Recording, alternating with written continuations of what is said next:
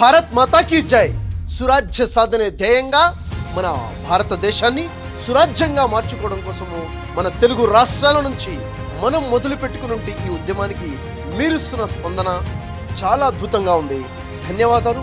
మీ ప్రేమతో మీరు చేసే మెసేజెస్, మీరు చేసే ఫోన్ కాల్స్, మా ప్రాంతానికి రండి అని మీరు ప్రేమపంగా ఆహ్వానించడము నాకు చాలా హ్యాపీగా ఉంది.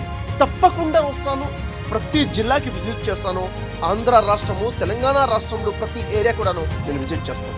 ఇంకా ముఖ్యంగా చెప్పాలంటే జరగబోతున్న గ్రాడ్యుయేట్ ఎమ్మెల్సీ ఎలక్షన్స్లో ఉమ్మడి వరంగల్, ఉమ్మడి ఖమ్మం, ఉమ్మడి నల్గొండ జిల్లా నుంచి ప్రత్యేకంగా ఆహ్వానం ఏదైతే ఇస్తున్నారో తప్పకుండా నేను ప్రతి ప్రాంతానికి వస్తాను.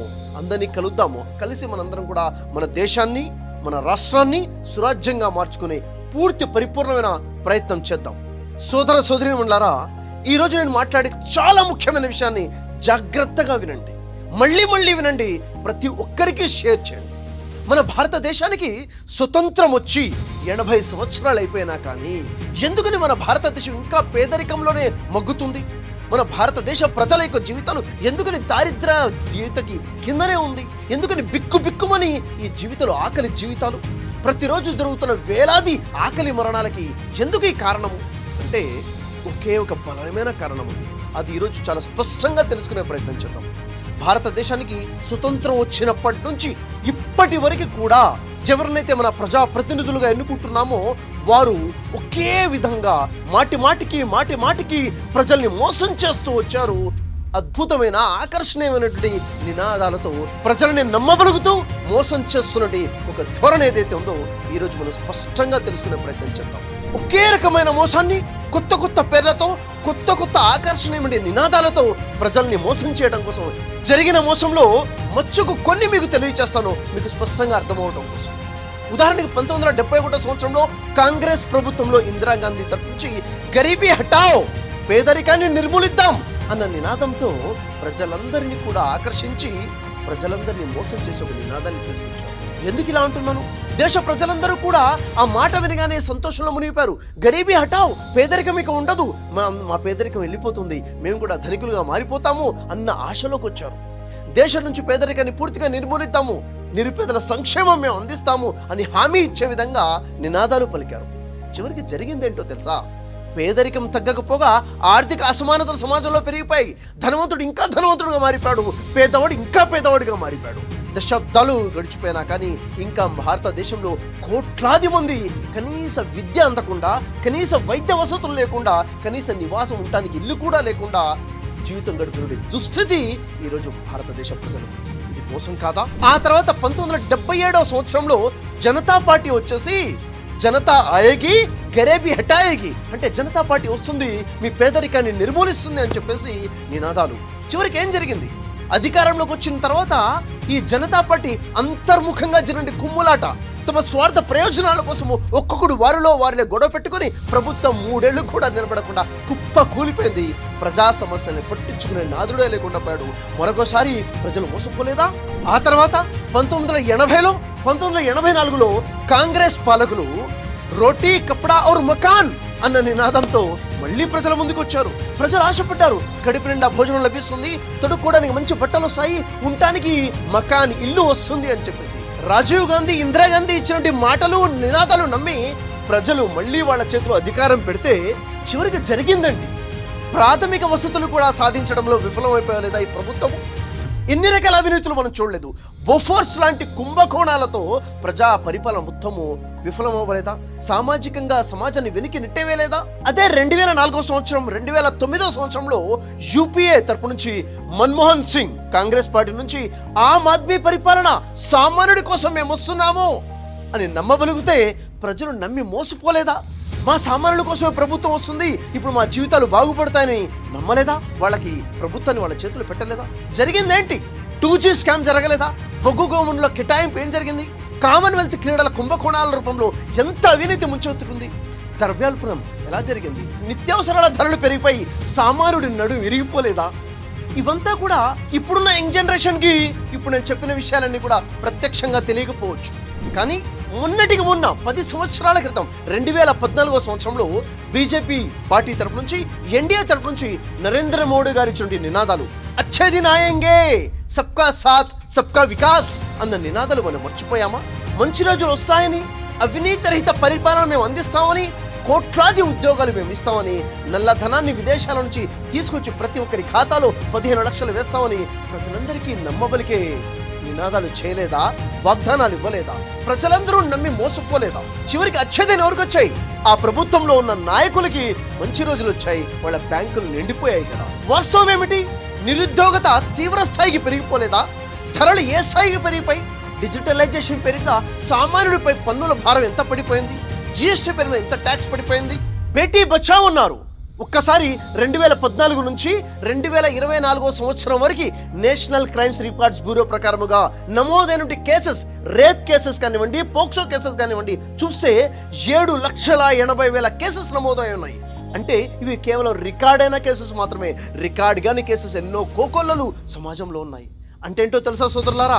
రికార్డ్ అయిన కేసెస్ అన్ని ప్రతి రోజుకి 275 మంది అమాయకమైన అమ్మాయిలు బలైపోతున్నారు రేప్ ఇన్సిడెంట్స్, పోక్సో కేసెస్. అంటే ప్రతి గంటకి 12 మంది అమ్మాయిల జీవితాలు బలైపోతున్నాయి. అంటే నినాదం ప్రకారంగా అమ్మాయిని కాపాడారా? లేదే, కేవలం అబద్ధపు నినాదం అని అర్థమవుతుంది కదా. అదే విధంగా బేటీ పడావ్ అన్నారు. ప్రజలందరము నమ్మేశాము, సంతోషపడ్డాము, మా కూతుర్లు మా అమ్మాయిలు చదువుకుంటారు, పై స్థాయికి వస్తారని. కానీ పరిస్థితి ఏంటో తెలుసా? 2014 సంవత్సరం నుంచి 2024 సంవత్సరానికి 10 సంవత్సరాలు చూస్తే మన భారతదేశంలో 94,000 గవర్నమెంట్ స్కూల్స్ మూసేశారు. ఏ గవర్నమెంట్ స్కూల్స్ అయితే డెవలప్ చేయాలో, ఇంకా పెంచాలో, ఇంకా టెక్నికల్గా ఇంకా డెవలప్ చేయాలో, క్వాలిటీ పెంచాలో ఎడ్యుకేషన్లో, అలాంటి స్కూళ్ళలో 94,000 స్కూల్స్ క్లోజ్ చేసేస్తారు. ఇంకెక్కడ బేటీ పడావ్? ఇంకా అమ్మాయిల్ని ఎక్కడ చదివించుకుందాము? ఇంకా మీరు వింటే ఆశ్చర్యపోతారు. మన భారతదేశంలో ఉన్నటువంటి గవర్నమెంట్ స్కూల్స్ ఏవైతే మిగులున్నాయో వాటిలో 1,08,000 స్కూళ్ళలో ఒకే ఒక టీచర్ ఉన్నాడు. విద్యార్థులందరి కోసము ఆ ఒక్క టీచరే అన్ని సబ్జెక్టులు చదివించాలి. ఈ దుస్థితిలో బేటీ పడావ్ గవర్నమెంట్ స్కూల్స్ యొక్క పరిస్థితి ఉంది. ఇంకా వింటే మీరు నమ్మకపోవచ్చు. పరిస్థితి ఏంటో తెలుసా? నిజమేంటో తెలుసా? మన భారతదేశంలో దాదాపుగా 10,000కు పైగా గవర్నమెంట్ స్కూల్స్ ఉన్నాయి. దాంట్లో టీచరే లేడు, స్టూడెంట్స్ ఉన్నారు. అంటే స్కూల్కి విద్యార్థులు వెళ్తున్నారు, స్కూల్ ఉంది, ఒక్క టీచర్ కూడా గవర్నమెంట్ టీచర్ లేకుండా స్కూల్ నడుస్తుంది. అదెలా? ఇంత పెద్ద విడ్డూరం. అంటే ఎక్కడో వేరే స్కూల్లో నుంచి ఒక టీచర్ వారానికి ఒక రోజు వచ్చేసి అలా కనబడి ఏదో చదివించి వెళ్ళిపోతున్నాడు. ఇది దుస్థితి. ఇక బేటీ పడావ్ అన్న నినాదం యొక్క వాస్తవికత ఏంటో మనం చూస్తున్నాం కదా. ఇది భారతదేశంలో ప్రజలకు ఇచ్చేటటువంటి విద్య యొక్క సదుపాయాలు. ఒకళ్ళు వస్తారు, మేము పుట్టిందే మీకోసం, మేము ఉందే మీకోసము, నీళ్లు, నిధులు, నియామకాలు, బంగారు తెలంగాణ అని చెప్పి ఒకడొస్తారు, రాష్ట్రాన్ని అప్పులు పాలు చేసి వెళ్ళిపోతారు. మరొకరు వస్తారు, జాబ్ క్యాలెండర్స్ అని చెప్పేసి వాళ్ళు ఇచ్చే వాగ్దానాలు, వాళ్ళు వచ్చిన నినాదాలు ఎలా ఉంటాయంటే ఆ వాగ్దానాలు చిట్ట చాంతాడంటూ ఉంటుంది. నమ్మి వాళ్ళకి ప్రభుత్వం అప్పు చెప్తే ఖజానా ఖాళీగా ఉంది, ముందున్న ప్రభుత్వం డబ్బులు మొత్తం అప్పు చేసేసింది అని చెప్పేసి ప్రజలకు ఒక మాట చెప్పి మోసం చేసేస్తున్నారు. కేవలం తమ స్వార్థ ప్రయోజనాల కోసం మాత్రమే ఈ అబద్ధపు వంచన పూరితమైన నినాదాలు వాడుకుంటున్నారు. అమాయకమైన ప్రజలు మాటి మాటికి మోసపోతున్నాం ఇవి మాటలు వినేసి. సోదరులారా, ఇన్నిసార్లు ఇంతమంది ఇన్ని రకాలుగా మోసం చేశారంటే తప్పు ఎవరిది? మోసం చేసేవాడు తప్ప? మాటిమాటికి మోసపోయేవాడి తప్ప? అంటే మోసపోతున్న నాది, మీది, మన సామాన్య ప్రజలదే తప్పు. మనం మేల్కోకపోవడమే తప్పు. మాటికి ఒక రకమైన మోసానికి గురి అవుతున్న మనదే తప్పు అవుతుంది. అందుకే రాజ్యాంగం యొక్క అవగాహన కావాలి, సామాజిక స్పృహ కావాలి, జరుగుతుందంటో తెలియాలి, నిలదీసి ప్రశ్నించే ధైర్యం మనలో రావాలి. ఎందుకంటే ఇది రాజ్యాంగం మనకిచ్చినటువంటి బాధ్యత, రాజ్యాంగం మనకిచ్చినటువంటి స్వేచ్ఛ. కాబట్టి ఇకపై ఎవడైనా మీ దగ్గరికి వచ్చి మేము మీ జీవితాలు మార్చేస్తామని అబద్ధపు నినాదాలు చెబితే చెప్పు తీసుకొని తరిమి కొట్టండి. ఎవడాన్ని నీ దగ్గరికి 2,000, 3,000 ఇచ్చి ఓటేమని అడిగితే తరిమి కొట్టాలి. స్పష్టంగా చెప్పాలి, నా ఓటు విలువ 2,000, 3,000, 5,000 కాదు, నా పిల్లల భవిష్యత్తు నా ఓటు విలువ అని చెప్పాలి. నీ పిల్లల జీవితం విలువ ఎంత? నీ కొడుకు జీవితం విలువ ఎంత? నీ కూతురు జీవితం విలువ ఎంత? ఇంతకు నీ జీవితం విలువ ఎంత? ఈ భరత మాత విలువ ఎంత? 2-3 కాదు కదా. తరిమి కొట్టండి. ఈ అవగాహన మనలో రావాలంటే రాజ్యాంగ చైతన్యం మనలో రావాలి. ఇంతకీ మన ఓటు ఎవరికి వేయాలి? ఎవరైతే రాజ్యాంగ విలువలతో జీవితం గడుపుతాడో, ఎవరైతే సమాజాన్ని, ప్రజాస్వామ్యాన్ని కాపాడటం కోసం వస్తాడో, ప్రజల్ని మేలుకో అని చెప్తాడో అలాంటి వ్యక్తికే ఓటు వేయాలి. సోదరులారా, నేను మీ అందరినీ ఆహ్వానిస్తున్నాను, రండి కలిసికట్టుగా మన భారతదేశాన్ని సురాజ్యంగా మార్చుకుందాం. దీంట్లో మొట్టమొదటి అడుగుగా ఉమ్మడి వరంగల్, ఉమ్మడి ఖమ్మం, ఉమ్మడి నల్గొండ జిల్లాలో జరగబోతున్నటువంటి గ్రాడ్యుయేట్ ఎమ్మెల్సీ ఎలక్షన్స్ ఏవైతే ఉన్నాయో అక్కడి నుంచే మనం కార్యాచరణ మొదలు పెడతాం. ఎంతమంది అయితే గ్రాడ్యుయేట్స్ ఉన్నారో వాళ్ళందరికీ 2 చేతులు జోడించి రిక్వెస్ట్ చేస్తున్నాను, దీన్ని ఈజీగా తీసుకోబాకండి. సమయం తీయండి, మీ ఓట్స్ని ఎన్రోల్ చేసుకోండి, తప్పకుండా ఓటు వేయండి, సమాధానం చెప్పండి. దేశం కోసం మీ ఓటు యొక్క అవసరం ఉంది. ఈ వీడియోను పూర్తిగా వైరల్ చేయండి. ఉభయ తెలుగు రాష్ట్రాల్లో ఉన్న మారుమూల ప్రాంతంలో ఉన్న ప్రతి వ్యక్తికి అందేలా చేయండి. మీ సమయం నాకు కావాలి. మీరు ఏ విధంగా ఈ ఉద్యమంలో పాల్గొంటారో పాల్గొనండి. మీ సమయం కావాలి, మీ జ్ఞానం కావాలి, మీ సజెషన్స్ కావాలి. మీరు ఏ రకాలుగా దీన్ని బలపరచగలుగుతారో ఉద్యమాన్ని బలపరచండి. ఆర్థిక సహాయం కావాలి. లక్షల కోట్లను దోచుకోవడానికి సిద్ధపడుతుండి ఈ రాజకీయ నాయకుల్ని తరిమి కొట్టే ఉద్యమం చాలా బలమైన ఉద్యమం.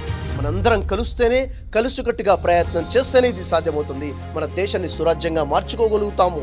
దయచేసి మీ సమయం ఇవ్వండి, మీ ఫైనాన్షియల్ కంట్రిబ్యూషన్ ఇవ్వండి. ప్రతి ఒక్క రూపాయికి వాల్యూ ఉంటుంది. మనందరం కలిసి ఏ విధంగా అయితే స్వతంత్ర ఉద్యమం జరిగిందో అదే స్ఫూర్తితో ఈరోజు సురాజ్య ఉద్యమం కొనసాగిద్దాం. భారత్ మాతాకి జై. సురాజ్య సాధనే ధ్యేయం. జై హింద్.